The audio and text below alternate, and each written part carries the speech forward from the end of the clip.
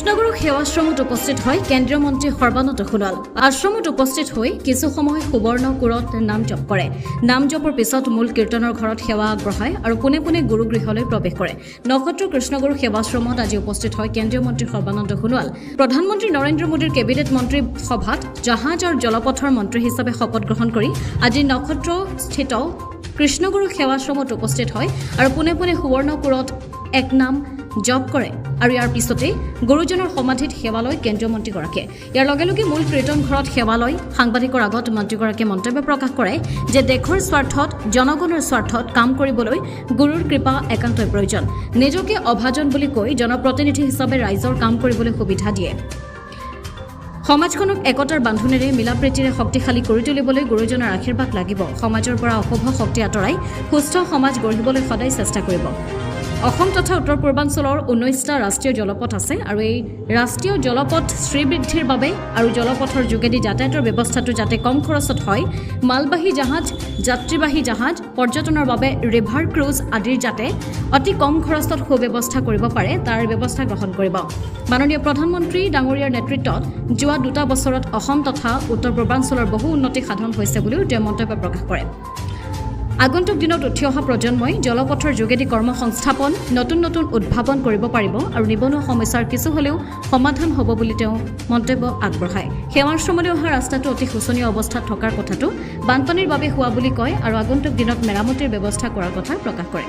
তাৰ পিছত পোনে পোনে গুৰুগৃহত প্ৰৱেশ কৰি কৃষ্ণগুৰু সেৱাশ্ৰমৰ গুৰু কৃষ্ণ প্ৰেমানন্দ প্ৰভু আৰু ভক্তি মাতৃ ইনাই কুন্তলা পাটোৱাৰী গোস্বামীক সাক্ষাৎ কৰে।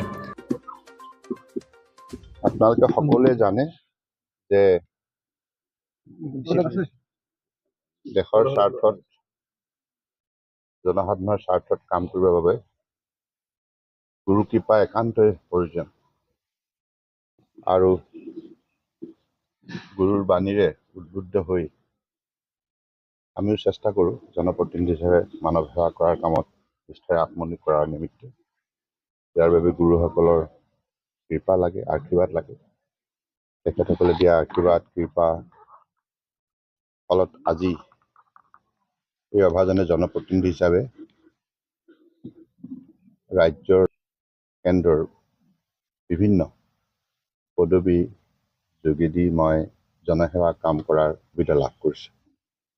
ইয়াৰ বাবে নিশ্চিতভাৱে অসমৰ জনগণে যিখিনি মৰম চেনেহ দিছে অতদিনে মই সদায় তেখেতসকলৰ ওচৰত চিৰকৃতজ্ঞ আৰু এইখন সমাজৰ বাবে ভাৰতবৰ্ষৰ জনগণৰ বাবে নিষ্ঠাৰে আগন্তুক দিনত কাম কৰি যাবই লাগিব আৰু ইয়াৰ বাবে সকলো সময়তে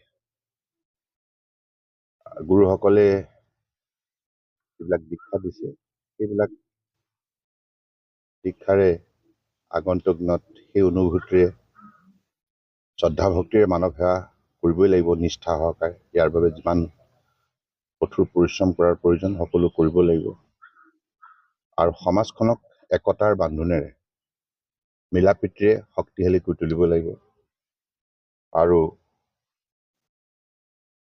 সমাজৰ অশুভ শক্তিবিলাক নাইকিয়া কৰি শুভ শক্তি উদগনি দিয়াৰ নিমিত্তে কাম কৰিব লাগিব। দ্বিতীয়বাৰ শপত গ্ৰহণৰ পিছত আহিলে আপুনি যথেষ্ট এটা বিয়োগম বিভাৱ পালে।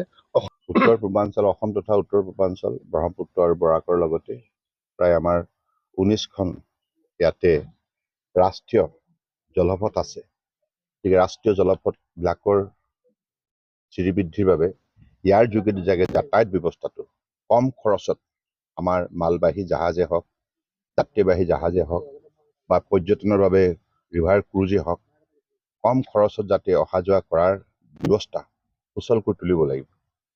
যোৱা 2 বছৰত আপোনালোকে দেখিছে এই অভাজনী দায়িত্ব লোৱাৰ পাছত মাননীয় প্ৰধানমন্ত্ৰী নৰেন্দ্ৰ মোদী ডাঙৰীয়াৰ নিৰ্দেশত আৰু তেখেতৰ যিখিনি অসম তথা উত্তৰ পূৰ্বাঞ্চলৰ প্ৰতি যিখিনি তেখেতৰ শ্ৰদ্ধা আছে, আন্তৰিকতা আছে, সেইবাবে এই অঞ্চলৰ ক্ষীপ্ৰ উন্নয়নৰ বাবে তেখেতে সকলো সময়তে যোৱা 10 বছৰ নিষ্ঠাৰে কাম কৰি আহিছে। আমি সকলোৱে দেখিছোঁ ইয়াৰ পৰা অসম তথা উত্তৰ পূৰ্বাঞ্চল সুফলো পাইছে।